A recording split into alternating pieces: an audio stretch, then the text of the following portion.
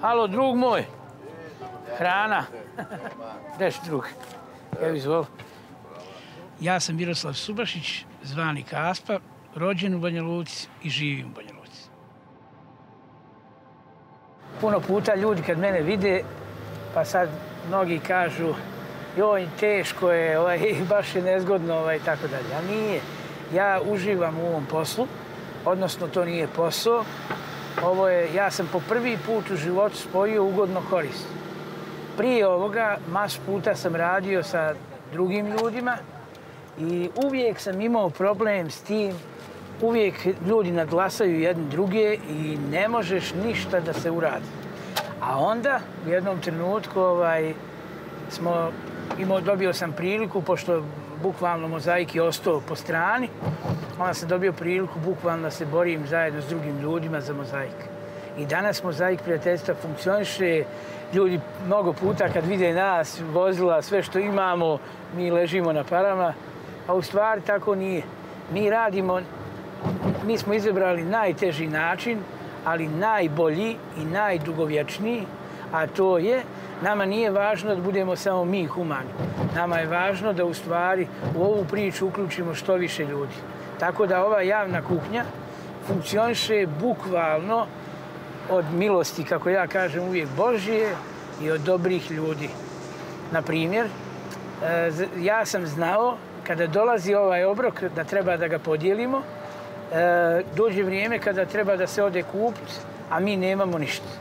Ali u tom nekom zadnjem trenutku se uvijek pojavi neko ko je voljan da pomogne, ili s druge strane mi uvijek gledamo i tražimo ideje kako da dođemo do hrane. Evo, na primjer, danas će mnogi ljudi dobiti ne samo obrok, već mi pokrećemo sve škole u našem gradu da učestvuju u akciji Budimo humani i oni u stvari tako učimo i djecu i škole da svi zajedno na neki način budemo dio obroka ljubavi.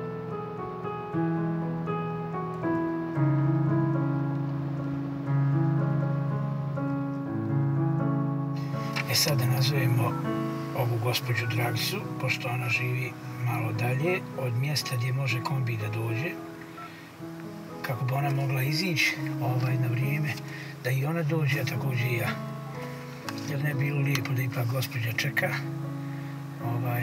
a i danas je lijep dan, pa nije problem, ali inače je jako nezgodno kad je kiša. Ćao Dragice! Miroslavlje, evo krećem, prolazim žute zgrade. Eto, važi, ajde, čao.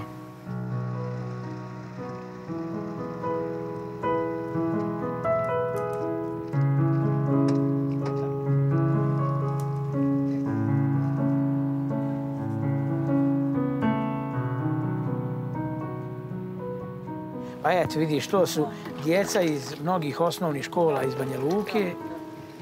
Ne su svi živi i zdravi i nikom ne trebala ovakva sirotinja, da Bog da svi bili bogati, veseli i zdravi. Inače, ide jedan paket, a djeca su posebno rekla da obratim pažnju na vas. Bože ti pomozi. Ovo je za vas, vi ćete dobiti malo više.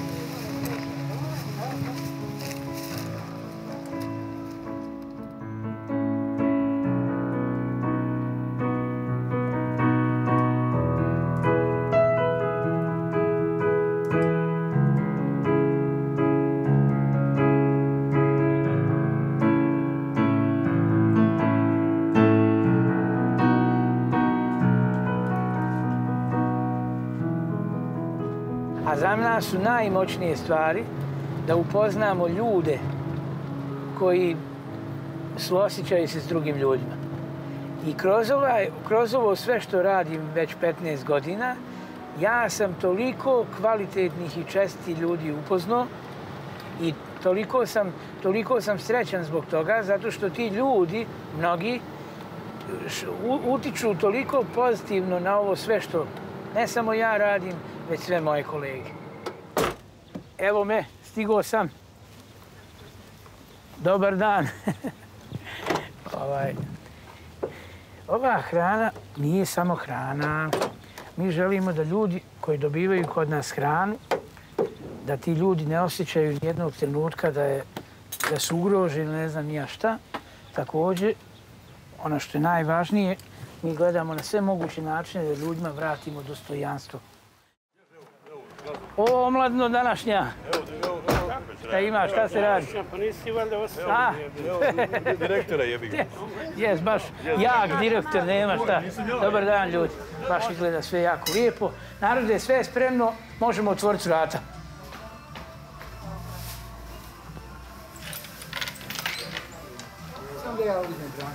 Važi, samo polako, nemoj neko padne.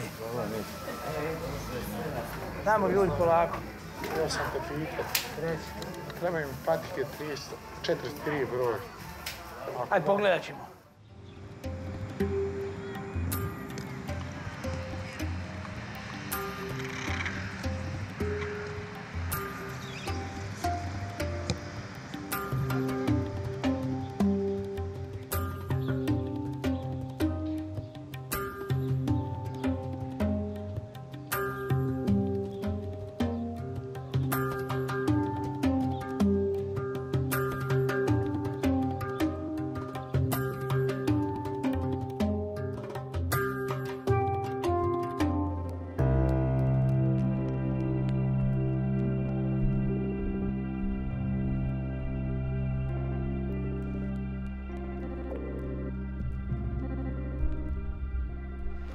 Evo mene na Kupusištu. Kad me pitaju ljudi, gdje si ti rodio?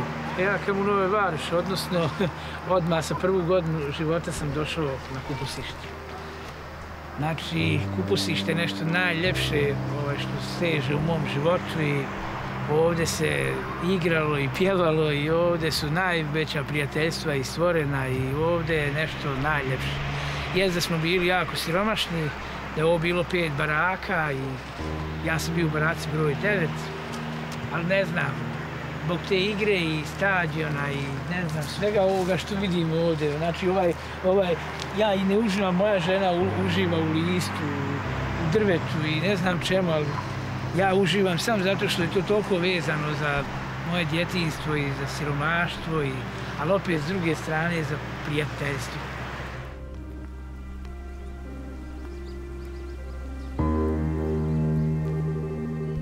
Da je sad moj drug ovdje, Nando, nas dvojica odmah mogli da plačemo koliko je ovo važno i tako dalje. Ali nekako i Anando, i pošto on imao oca i mnogi ljudi koji su moje kolege koji su imali očeve, pa nekako uvijek su neke nadimke ili vezali ili za prezime ili za oca, ali ja sam baš onako vanseljski. Po prezmenu, ne znam po čemu, već pošto smo mi bili siromašni, nema se ni televizora, nema se šta jest, kamo televizor, ali svaki dan u određeno vrijeme kaže, eno ga, ja trčim, ulazim u kuću kod Ananda, sjedam ispred televizora, a 7:15, nas dvojice sjedamo i kaže, palimo crtani Kasper. I svaki put da bi mi igrali, kad bi igrali fudbala i ne znam čega, ja bi napuštao, došla Raja iz ne znam odakle, ja trčim u 7:15, idem da gledam crtani Kasper. Da bi u jednom, sjećam se jedan dan, tu baraka broj 5 i bio jedan Bratsko, dobar fudbaler baš. I mi igramo fudbal kad njegov otac, gdje vam je Kasper? Ko je Kasper? Pa kaže, ko trči stalno u 7:15 da gleda crtani? Pa kaže Miroslav, pa kaže, to je Kasper. I onda onako ko me zove više, dolazi na vrata kod moje mame i kaže, gospođo, gdje je Kasper? Kaj, sada taj, majko moja, da bi onda svakodnevno već počelo da me zovu Kasper. I onda kad sam krenuo u osnovnu školu, Branko Ćopić, onda isto Kasper, onda Kasper.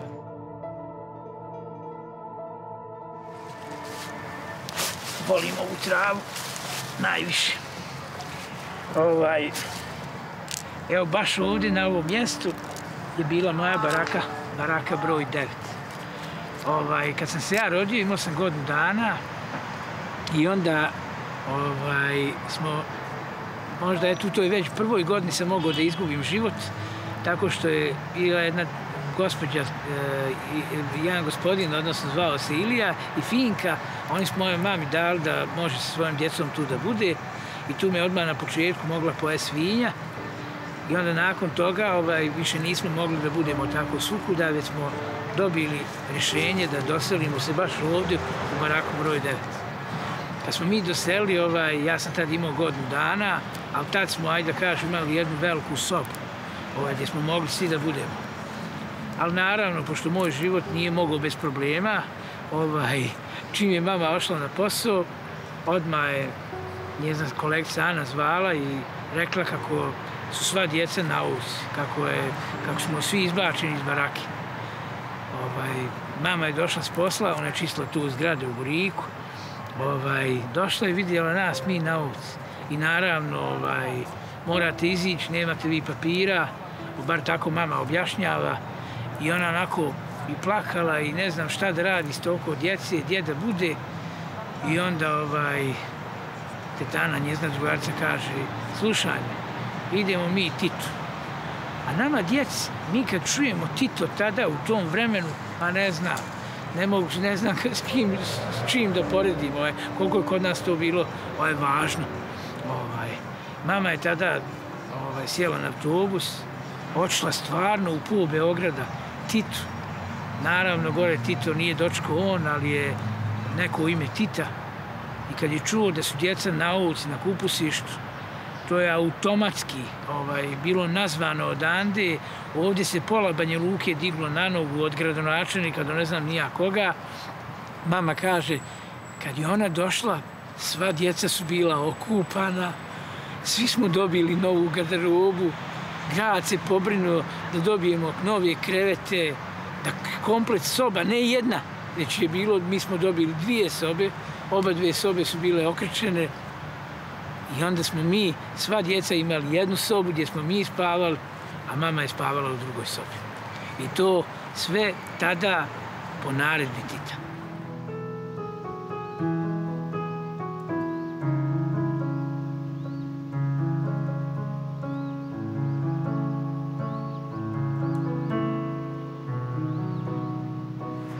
Ali opet kad se vratim u ovo dešavanje na kupusištu, odmah me sjećanje vrati u to, odlazak moj u školu Branko Čopić, ali također i vraćanje iz škole i odmah susretanje sa očuhom Radom, koji koda je bio navijen i samo gledao kako i na koji način da mi zagorča život. Koda je bio preplačen, pošto on bio naš očuh, mamin muž, ali koda je bio preplačen na to da nas maltretira, pogotovo mene. I svaki put kad bi, pošto sam ja bio, ne znam, od nekog rođenja, nekako dijete, neko nakaradno, odnosno veselo, ja njim kažem, pa dobro, šta sam ja tebi kriv, šta sam ti radio? Nisam ja ni znao, niti razumio te odgovore koje on meni davao, ali znam svaki put kad bi bilo šta tražio, sjećam se jednom, kajem njemu, jedu on i moja sestra nešto, ja kajem, pa to daj i meni te malo salame da i ja jedem. Pa evo ja i Darko tu, hajde malo otkin nama. A on uzme onu salamu, otkine onaj komadić i dadne moje sestri, a ja i moj brat stojimo i gledamo. I zato kažem, doći na kupusište i sjeti se Rade nije ni malo lijepo, ali eto onda kažem sebi, gdje ti Radu stav negdje u ćošak, a ti budi sa Anandom, sa Vitomirom, sa Damirom, Dadom, sa Bratskom, sa Marijom, sa svima. To je nešto ljepše.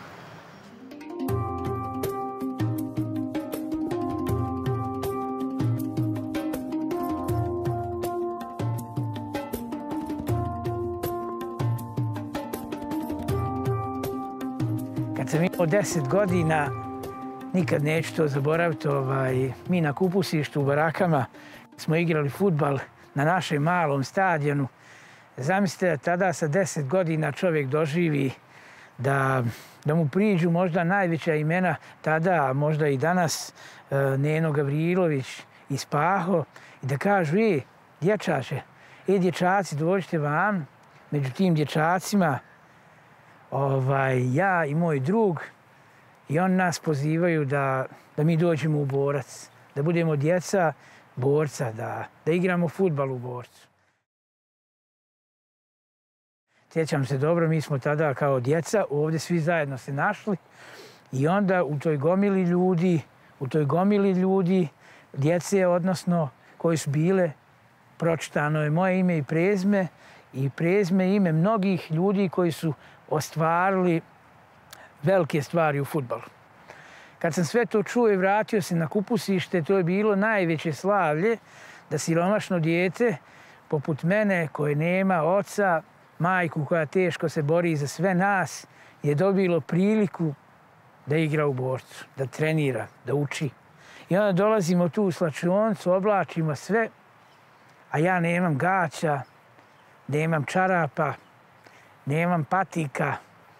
Ali ajde da kažemo, u to vrijeme je dobra stvar bila ta što je to trener odmah prepoznao, odmah me na neki način zovno i dao mi u stvari sve to što je bilo potrebno kako bi mogao da treniram. I sve je to, ajde da kažemo, jedno vrijeme bilo dobro, ali onda kad bi ponovo trebalo da dođem na trening, ponovo sam se suočavao s tim, trebam se tuširati, ponovo nastaju problemi, trebam se presvući. Nosim tu neku, bojim se, sramota me. Kad uzmam opremu, bijele čarape, tad su bile pojam. Kod mene to, ajde da kažemo, šareno, ne bijelo. I onda djeca kod djeca i na svakom mjestu na neki način ne zaziru, već malo krenu da ismijavaju. I ja nemam u sebi te, da ja se mogu boriti, da mogu nositi teret. I onda ja, naravno, radim nešto najgore što savjetujem svu djecu, sve ljude da nikad to ne uradi. Kad nastanu određeni problemi u životu, on treba da razgovara sa trenerom, sa majkom, ocem, prijateljem, bratem. Ja sam u stvari zatvorio se u sebe i onda ja, pošto ne mogu da nosim se s tim problemima, ja odlučujem da napustim ovako nešto. I naravno, kada tako čovjek izabere nešto u životu, onda ne može ni očekivati da će napraviti karijeru, da će, ne znam, igrati jednog dana ovdje, da će i od ovog ovdje otići još veće stvari napraviti u životu. Džaba. To je taj izbor koji sam ja tada izabrao, a mogao sam ovdje čitavo vrijeme da igram, mogao sam ovdje da dajem golove, mogao sam ovdje da vidim sve prijatelje i sve ljude grada Banja Luke. Mogao sam, ne znam, svašta da uradim. Ali ja biram zato što imam tu slobodu. Biram da u stvari ne budem dio svega toga, već da idem na us.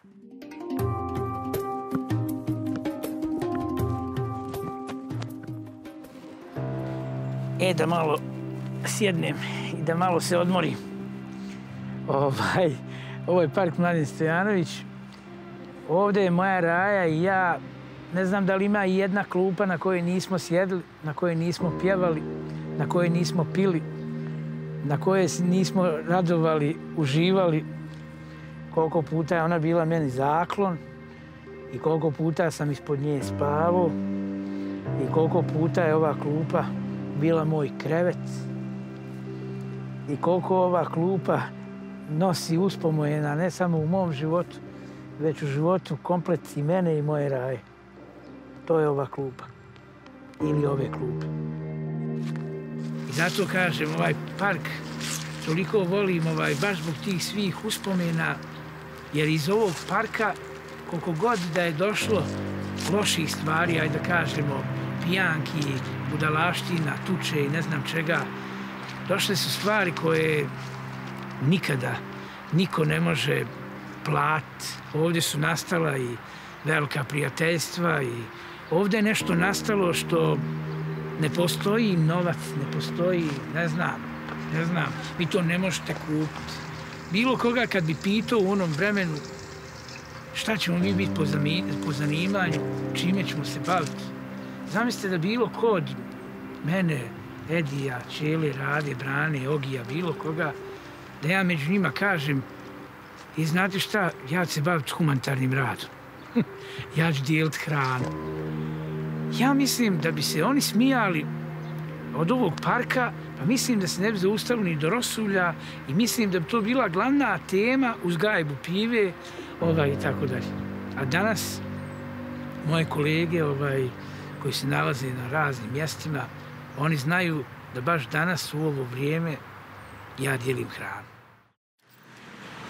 Ljudi moji dobri, šta smo mi ovdje hodajući i rakije i piva popili, i pjesama se napjevali i budalaština uradili. Evo baš na ovom dijelu sada kuda ja prolazim, to baš kad opisujem u svojoj knjizi, govorim o tome kako jedna baka prelazila prije mene ulicu. Ja prelazio i ona prijeđe malo više, auto naiđe, udari nju, da bi svi povikali, ode Kaspa, pogide Kaspa. Ja sam prešao ulicu, oni svi plaču, da bi neko rekao, evo Kaspe, vratio se iz mrtvih. Duh Kasperu u stvari ne može biti ništa. Tako da je žao mi je baka tada nastradala, a ja ostao živ. I ovo je moje naselje.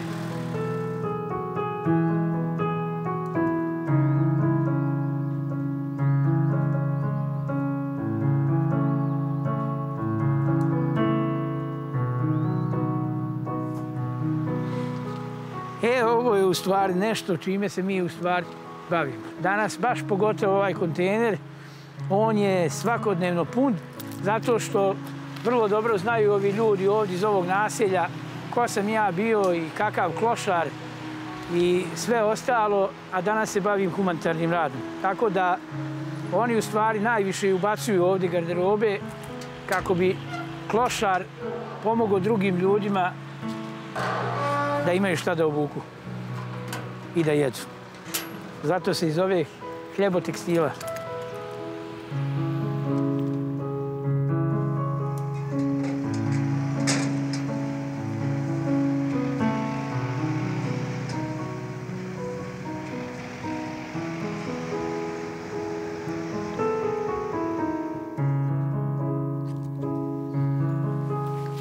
Evo ovdje smo ti mi, onako uvijek sjednemo, piva se uzme, pije, narod se zeza, maltretira, to smo mi. Tako smo mi u stvari živjeli i tako smo se mi provodili. A ovaj ulaz mi je posebno značajan, zato što je ovo ulaz gdje moj drug Čelo imao svoj stan, gdje on živio sam u tom stanu, a i sva Raja s njim. I ovdje imam jedno jako ružno iskustvo, a to je 1992. godine me naša draga policija dobro izlupala. 1992. godina, ajde da kažemo, već kod nas rat uveliko se osjeti, odnosno je prisutan, a naravno ja i moja Raja, nas ne zanima ni ko je, ni šta je, ni koje vjere, ni nacije, nas u stvari najviše zanima flaša. Odjedno dolazi naš jedan drug koji je već otišao u rat, naravno, već je tad bilo prisutno oružja u našem životu i više nije bilo zabavno tad u to vrijeme da bacamo petarde, da pravimo različite neke primjese bombi, već u stvari dolaze naše kolege, donose oružje i tad po prvi put, odnosno ne baš bukvalno prvi put, tad uzmam 2 puške ja i u tako jednom pijanom stanju uzmam oba 2 puške i pucam. I tad možda po prvi put vidim koliko me u stvari u toj nekoj mojoj ludosti prati sreća. Ja kako sam uzeo puške i pucao, ja sam digao u zrak, a kad su zapucale puške, pale su ovako i jedna žena je preko puta u crvenim zgradama stojala na balkonu i sve ovako ispod nje su udarali metci, što je za tu ženu vjerovatno bio najveći šok koji je tad doživjela u životu.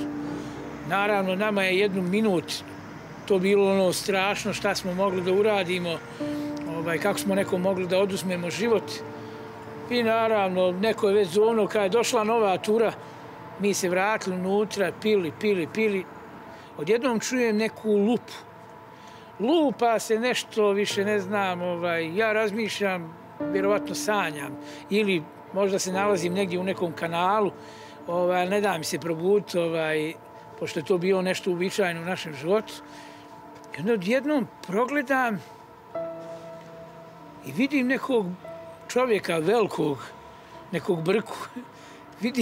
Vidim da je u stvari policija, ali ni to nije ništa bilo neuobičajeno u našem životu, pošto su on tu redovno dolazili kad im treba delikvenata i uopšteno budala, tu u tom stanu kod mog druga, mi smo bili na okupu uvijek.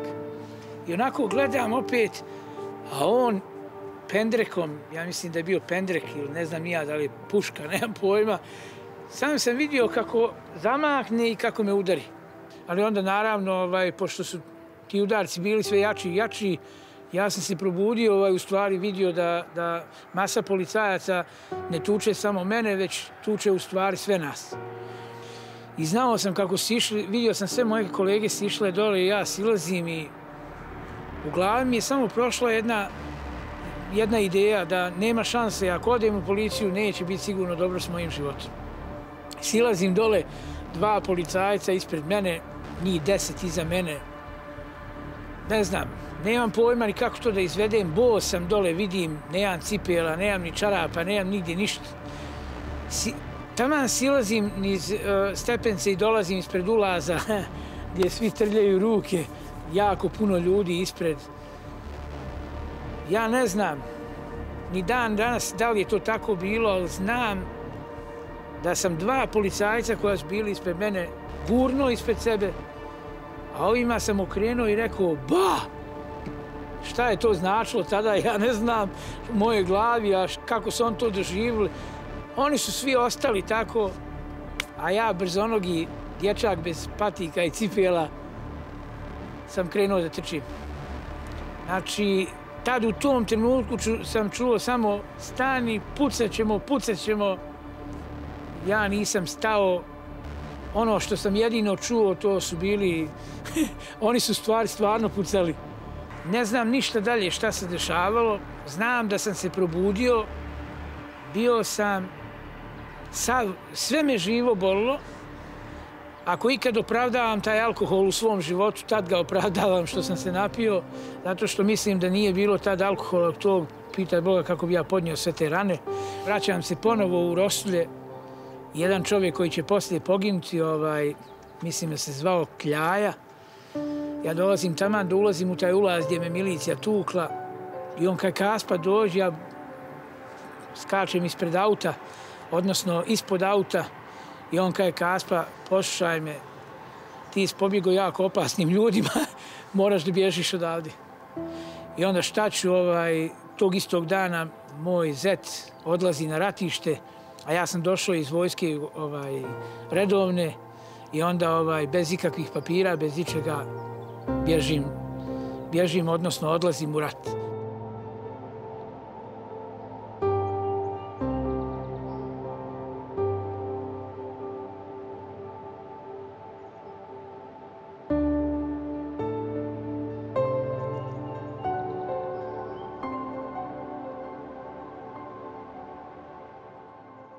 Kako je taj rat divljo, svakodnevno smo viđali besmisao, ali možda nešto najcrnije što je u stvari pokazalo da je besmisleno, da u stvari nema nikakvog pobjednika u ratu, već da smo u stvari svi gubitnici.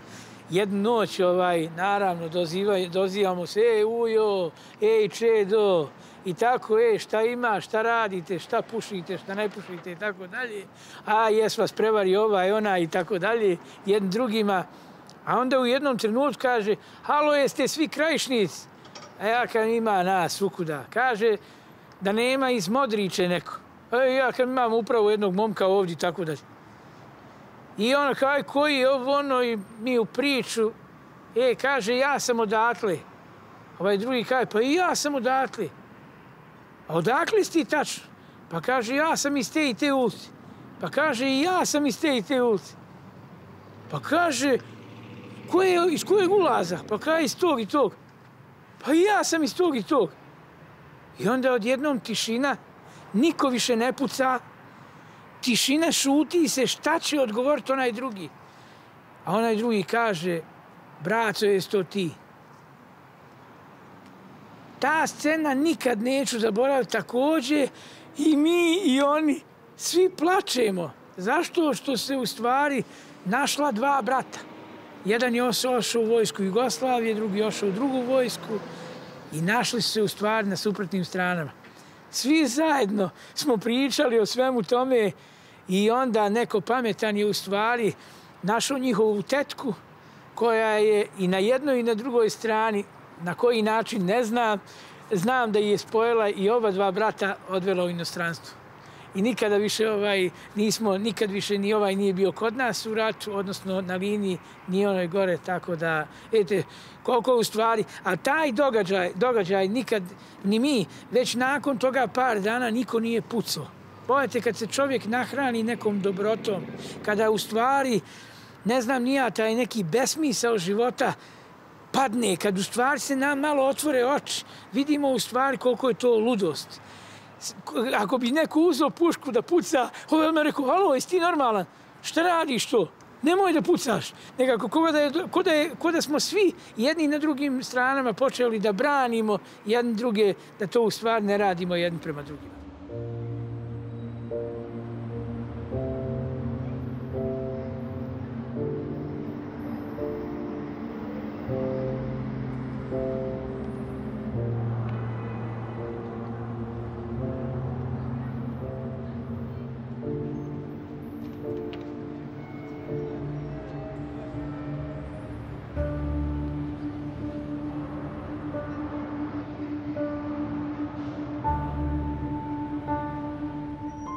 Tog jutra, to je nevjerovatno, ptičice se čuju, ne čuje se ni jedan metak da je ispaljen, penjem se uz brdo, dolazim, mlada vojska, ja sam već stari borac, hoće da im pokažem kako izgledaju neprijatelji, ja kao i mi, kad tako moram da kažem, isti ljudi, sve isto, i naravno pravimo jednu fatalnu grešku, okupljamo se na gomili, gledamo njih, naravno oni bolje vide nas, padaju tri granate, ispaljuju. Prva granata koja pada, u stvari, ja sam bio na najvišem jednom nivou, granata pada 2 metra od mene i svi u stvari geler udaju mene. Ja ulazim unutra, pošto su on mladi, počinju plakat, panika se stvara, ja brže unutra dajem cigare njima svima, ajde malo popijemo i tako dalje, da se sve smiri. Ja uzmam cigaru, povlačim dim, i vidim, počinje me gušt i onako ruku stavim na grudi, izvadim ruku, ono sve krvavo. Izvedem svog oficira i kažem mu ja sam ranjen, on isto se pogubi i tako dalje. Odlazim u bolnicu, u veći jedan grad, svi oko mene, dolazi jedan doktor Brane Topić, moram da ga pomenem, moj komšija, i to nevjerovatno, od moje sad žene, njezina sestra, tu isto doktorca, svi oko mene radi on nalaze, sve onako izgleda i kaže, a ja komšo, ja još srećnijeg čovjeka nisam vidio. Da je toliko gelera puklo mene u grudi i da su u stvari svi geleri otišli u mene, da ni jedan vitalni organ mi nije bio oštećen, ja odlazim kući. I ako sam ikada poslije toga vjerovao u čuda, vjerovao sam u stvari da se ostvarilo da odem kući. Jer ja sam toliko želju imao da idem kući, da sam čak odlučio da se i ubijem, što nisam mogao ništa da izdržim i eto, odlazim kući i onda živim sasvim drugačijim životom. Vraćam se u svoj grad. Nekad je bilo kad se ja pojavim, a nema me 5 dana, nema mene ili mojih drugara, to od mahanja, pozdravljanja, od ne znam čega. Odjednom dolazim, masa ljudi, ja ne poznajem ih, i ono koga poznajem, njega u stvari tu nema vremena. Gledam šta se u stvari dešava, ne mogu da vjerujem. Gdje je, pitam ovo, gdje je ovaj, gdje je onaj. Većina ljudi nema, ili je neko poginuo, ili su ljudi iselili, ili neko ko je tu ostao, on je, ne znam ni ja, u nekom kanalu gore. Ili ne znam, ako je neko i nešto napravio od života, on je negdje u nekoj firmi gdje ne smije dignuti glave. Nema više jaranluka, kako mi to kažemo. I onda, ajde, šta ću? Opet, gledajući vjerovatno te filmove Drugog svjetskog rata, ja sam očekivao vjerovatno i neko ordenje gore, ne znam ni ja, neke počasti kao vojnik i dobar vojnik. nigdje toga ništa nema. Dolazim u grad, šta ja znam, mislim, vidim da bi trebao da radim. Kontam sad ću ja kao borac imat privilegiju svega.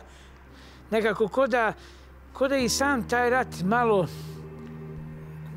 jako puno je negativno utjecao, ko da je malo pozitivno, ko da mi je na neki način počeo da otvara neke poglede.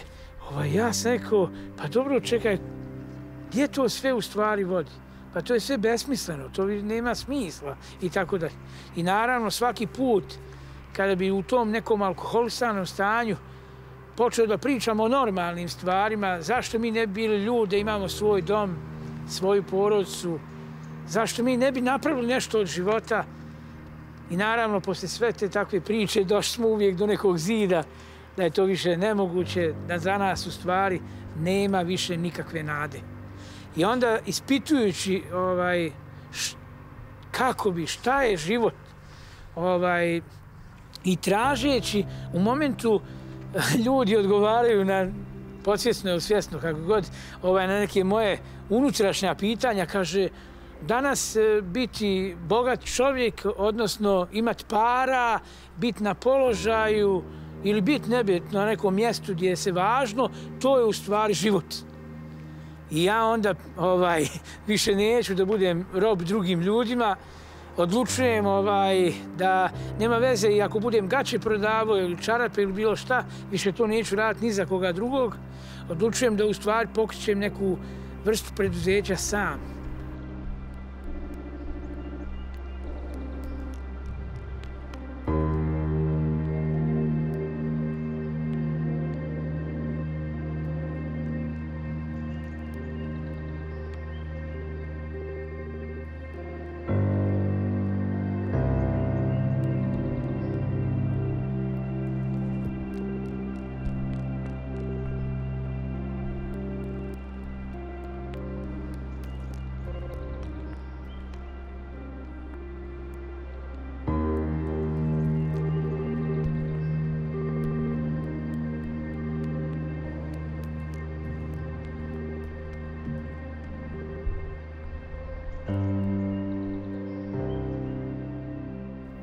Mislio sam u jednom trenutku da promjena raje i društva i čak i naselja, da će u stvari donijeti tu promjenu u mom srcu.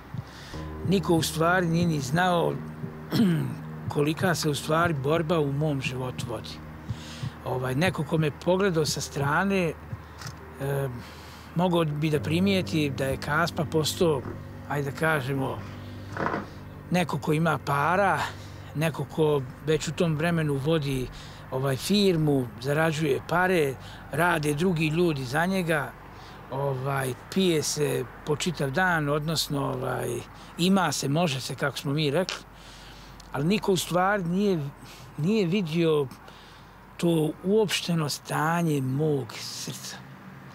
Znači svaki put kad bi se završio taj dan, kad bi završio sa svim tim i parama koje su dolazile i s alkoholom, pare koje su odlazile prema alkoholu, ja sam opet ostavio sam,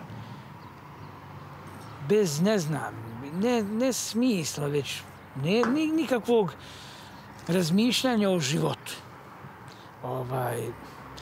Čak sam u tom trenutku, u tim trenucima pokušao sam da razgovaram s jednim mojim drugom, pa sam mu rekao kako ne vladam više sobom, kako apsolutno ne znam kako da vodim život.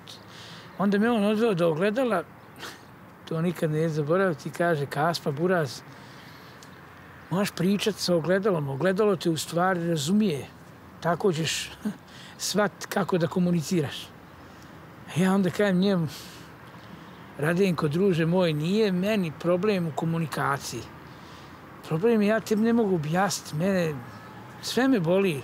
Ne boli me ne dio tijela, već boli me nekako besmisao. I onda naravno, pošto više nisam imao kome da kažem šta, onda bi u stvari ovako Kaspa koji, ne znam, eto ima sve, dođem i popnem se na zgradu i stanem i kažem, ne znam, pokušavam da uradim nešto što nema nikakve logike. Jer kad mi danas pogledamo ljude, Kaspa se i dalje smije, Kaspa ima para, pije se, putuje se, svašta se radi, a ne vidi u stvari niko koliko se u meni nešto dešava. I dolazim ne samo jednom, već 5 puta, odnosno 4 puta dolazim na svoju istu zgradu. Penjem se, evo, kao sada. Sad kad ovako sam malo pogledam, to je toliko strašno. Ali tad u tom trenutku je možda taj pogled prema dole možda bio jedino rješenje u stvari mog problema. Tada sam u stvari stojao bez ikakvog straha, bojeći se visine ili ne znam čega. Sad kad gledam to, Bože ti dragi, ne mogu da vjerujem. Ali tad u tom trenutku dolazim i gledam to i kažem sebi, dobro Kaspa, evo, hajde rec bilo šta. Zašto bi se ja uhvatio, odnosno ja sam sa sobom razgovaram i kažem, ima li išta, eto, vrijedno u mom životu da se ne bi ubio. I u momentu, u sekundi, vjerujem da će me mnogi razumjeti, u sekundi jednoj je prošao možda čitav moj život i u jednoj sekundi, ne znam, stoji sve ispred mene i nema ništa. Nema ništa zašto bi se ja uhvatio i zbog čega bi ja nastavio da živim. I onda samo dolazi, evo ko sada, dolazi strah. Ne od visine, već dolazi strah da bi mogao skočiti dole i napraviti još jedan užas mog života, a to je na svo to stanje mog života da budem neko ko će biti, ne znam, nepokretan, neko koga će ostati živ. To je jedino me to u stvari sačuvalo da ne ubijem se, da ne skočim. Nijednog trenutka me nije vezalo ni majka, ni sestra, ni brat, ni Raja, samo strah. Samo strah da ne ostanem bez nogu, strah da me neko drugi služi. Ništa više.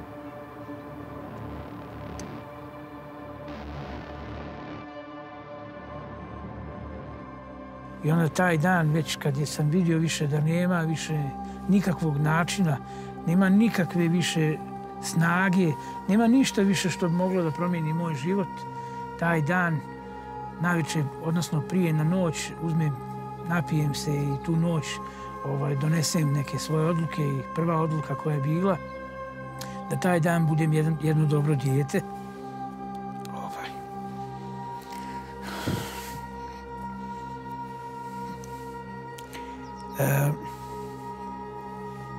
Da budem dobro dijete, da možda po prvi put budem dobar sin, dobar komšija, da na neki način se okupam, da se sredim i da taj dan budem nešto svima dobar, da iziđem i da glumim vani da je meni dobro, da sam ja cool, da sam ja Raja i naravno odlazim vani čestite braćo, grlim sve ljude, niko ne zna stanje u kakvom se nalazim, odlazim kući, moja mama gleda u mene, ja više nisam ono đubre koje ruši hranu, koje lupa kuću, koje tuče se s bratom ili ne znam s kim i tako dalje, već ja sam dobar. Okupao sam se, obukao najbolju trenerku, sjeo u sobi, uzeo jako veliku količinu alkohola i samo pio i onda napisao naravno kao i mnogi drugi ljudi pišem pismo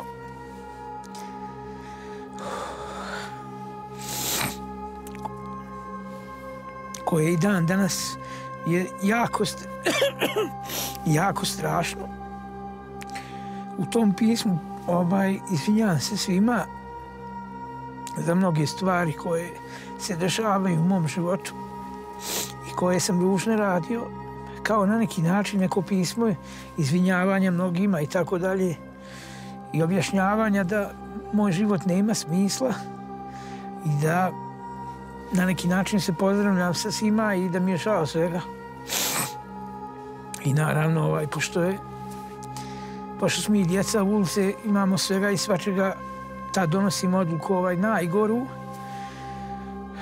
da prekidam kontakte svima i da bukvalno se ubijem. Pošto sam bio u ratu, znam vrlo dobro da ako koristim crnu bombu, da postoji mogućnost da ću ostati živ. I onda uzmam zelenu bombu, ne vadim iznutra osigurač kao što smo to nekad radili, da se zezamo i tako dalje. Već uzmam osigurač, uzmam bombu zelenu, stavljam je ovdje i kažem sebi sam, evo ima li išta na ovom svijetu, postoji li išta vrijedno zbog čega ovo da ne uradim? U drugoj sobi se svi smiju, biram zid da ne ubijem nikog drugog, nedužnog zbog mene ludog. I onda radim nešto što više nema. Znači, da bi imao hrabrosti, popio sam litru alkohola i u tom stanju uzmam bombu i razmišljam, možda ne znam ni koliko, ali to bile, ne znam, vjerovatno bila neka sekunda vremena, uzmam bombu i taj trenutak, ne znam, u jednom trenutku kažem dosta je, više nema smisla. Izvadio sam osigurač i držim bombu ovako i taman da pustim kašku. U tom trenutku ne znam da li je to neko rekao naglas, da li je to prošlo kroz moj um, ali ne znam, ja ću ipak vjerovati da je tad neki jak glas zagrmio i rekao nemoj to da radiš. Život ima smisla u Bogu. Ja to kad sam čuo, to je mene toliko prepalo da sam, ne znam, ne mogu da opišem stanje tog trenutka, ali toliko me to prepalo da sam vratio osigurač u bombu, zatvorio da ne bi se ispao osigurač, bacio bombu iza kreveta i istrčao van. Dok sam trčao niz 5 isprate dole, ne liftom, pješke, samo sam čuo kako pucaju bombe, toliko mi je u glavi pucalo, trčao sam napolje i ne znam, možda je neko i bio pored mene vani, nemam pojma, apsolutno, ali toliko sam trčao i dolazim kod Milan Radman škole i stajem gore, bukvalno na pol ceste, stoji moj drug Goran, prodaje neke cigare, ne znam nija šta, i kaže, Kaspa, moram nešto, brate, da ti kažem. I ja onako gledam u njega, najradije mu glavu razbio odmah. I kaže, znaš šta Kaspa? Ponavlja iste riječi koje mi je taj glas rekao u mojoj sobi. Kaspa, život ima smisla u Bogu. Pošto sam ja svu tu ne znam, tu agoniju, ne znam ja kako bi nazvao, sad taj bijes koji se skupljao u meni, ja sam uhvatio njega i rekao, znaš šta, nemoj da mi pominješ tog Boga. Ubiću i tebe i njega. I on je u momentu kad je vidio mene, na što sam ja ličio i koliko to bilo strašno, rekao je, Kaspa, buraz, nisam ja ništa drugo rekao, ja ti samo kažem, brate, ja ne znam kako ti, ali život ima smisla u Bogu. Ja kad sam to čuo ponovo, pobjegao sam od njega, sjeo sam na jednu klupu i prošla mi je samo jedna misao. Pošto samo mi je prošlo, ja ne znam ni kako je to došlo u moju glavu, a samo mi je rečeno bilo, nije to bilo vezano ni za Boga, ni za koga. Samo mi je prošlo, znaš šta Kaspa, on ne može više od jedne pive popiti. Možda, vidi, pogledaj njega. On jest, ne znam ja, ne uklapa se ono kako ti gledaš život i tako dalje. On nije tako mangup i tako dalje. Ali vidi, možda kad bi se malo družio s njim, bilo bi ti drugačije.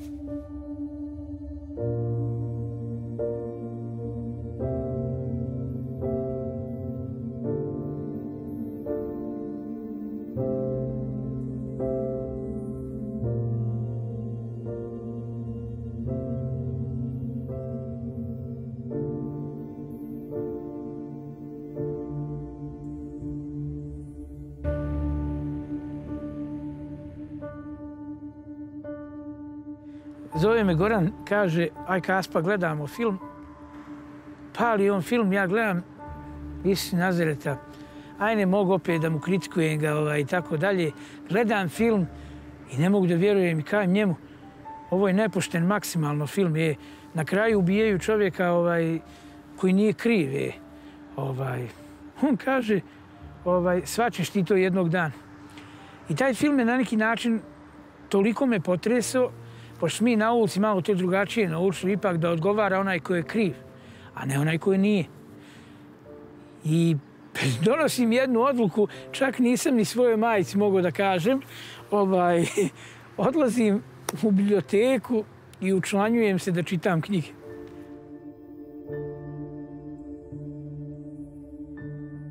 Ja tada po prvi put uzmam da čitam knjige, pošto to nije bio moj život. Uzmam i čitam knjige i gledam da postoji puno knjiga izvan religije koje govore u stvari u prilog religije i koji govore o postojanju Isusa Hrista i svega toga što je meni bio šok. I kad sam na neki način to vidio, dolazim kući, taman s rajom, kad kaže meni Goran, kaže, ajde tu upoznam s jednim čovjekom. Kojim čovjekom? Majka je sa mnom, ja kod njega kući. Kod tog čovjeka, čovjek bez noge, u ratu izgubio noge, izbjegao, nemaju šta da jedu. A gledam u njih, oni osmijeh odavde do ovde, smiju se. Onako počeo nešto govoriti. Ja gledam ovako u njega, neki strah se skupio ovako ovdje u mene. Gledam ovako u njih, ne mogu da vjerujem, ali nešto me tjera da moram izići iz te kuće. I on govori kako on vjeruje u Boga.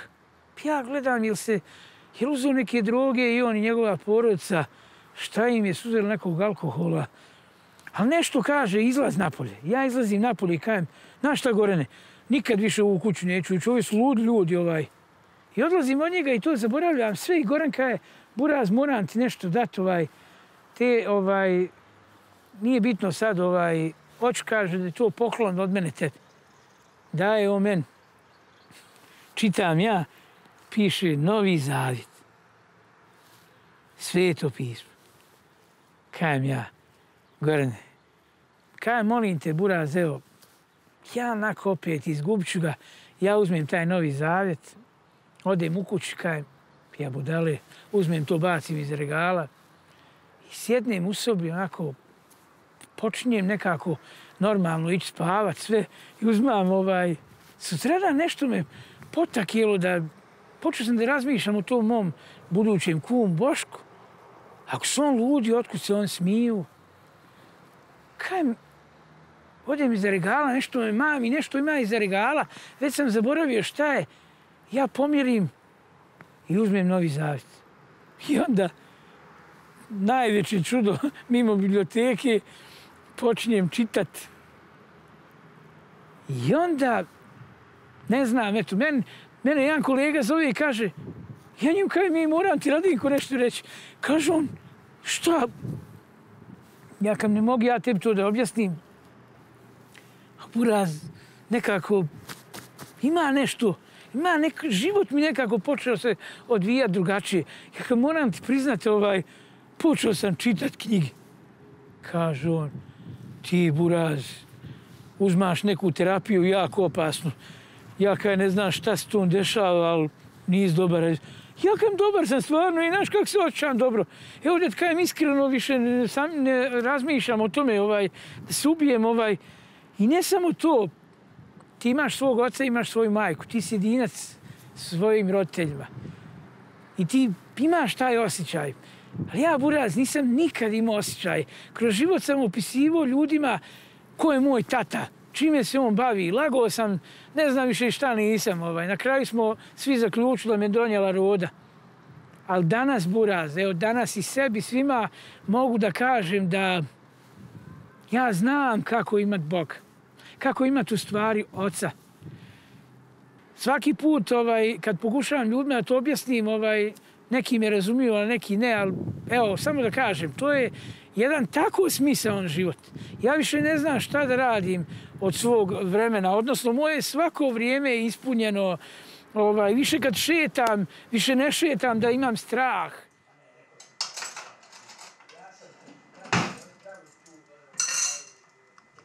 Ta transformacija koju on doživio desila se prije svega, naravno, njegove vizije, njegove želje da on svojim radom i svojim doprinosom, svojim duhom, znači, postigne prije svega da on sam postane stabilna osoba, neovisna o tuđim i mišljenjima i tuđim, da tako kažem, davanjima i donacijama.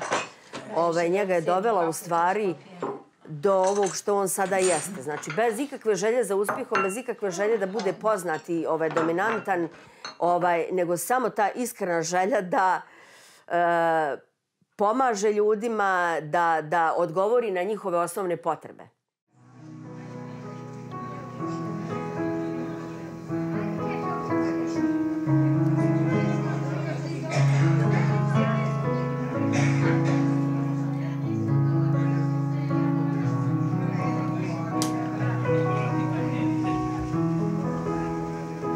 Ono što motiviše za više, za dalje, za još je ta iskrenost. On zaista misli to što kaže, zaista vjeruje u to što radi i mislim da je to negdje i najzaslužnije za te rezultate koje postiže. Jer prosto dođemo ujutro, pijemo kafu, odjednom klikne, javi se neka ideja i mi to realizujemo kroz 3 dana, nije nikakav problem. Dakle, upornost, odluka, čvrsta odluka, volja i upornost, i eto, to je mozaik prijateljstva.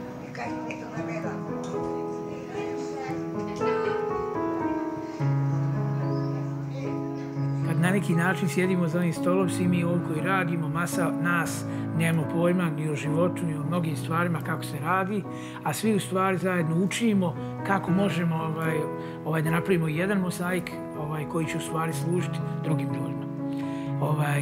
Možda mimo svega ovoga što smo do sada radili, veličina mozaika prijateljstva možda je najljepša stvar mimo javne kuhnje je ta što smo napravili javno kupatilo, opet od devastiranog prostora, ništa to nismo imali i prvi neki sastanak koji je bio, rekli smo kakvu stvar napravili se ljudi kupaju, mnoštvo toga je potrebno i tako dalje, od svoje vode pa nadalje, ali opet smo stavili ideju na sto kao što to znamo, pisali, svako je rekao šta bi trebalo tu da bude i onda smo pokrenuli ponovo stanovništvo gdje su ljudi toliko bili srećni što će Banja Luka nešto tako da ima. I naravno danas ta sreća se možda najviše vidi tako što svakodnevno najmanje 10 ljudi, čak i žena sa svojom djecom, dolaze da se kupaju kod nas.